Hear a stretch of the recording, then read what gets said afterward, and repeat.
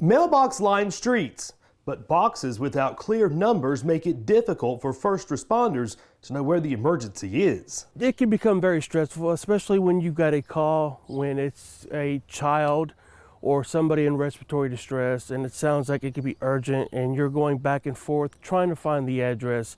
Here's an example of what emergency services David Schroeder says he encounters.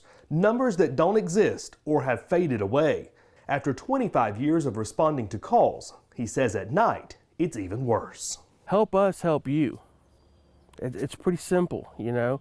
A lot of these addresses, a lot of people don't look at an address on their mailbox as being something for anything other than mail delivery. Postal workers may come by your house every single day to deliver the mail.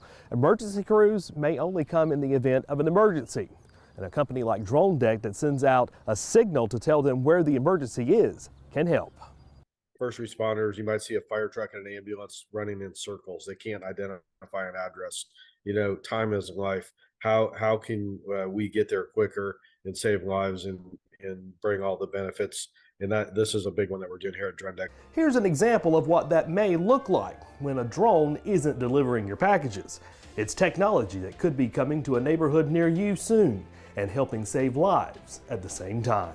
When you're going down and you're trying to find this address, it'll take a lot of the guesswork out because you'll see the lighting system, emergency lighting system, illuminate, advising EMS, police, fire, which address is going to be the correct address you need to go to. Kyle Grainger, WVLT News.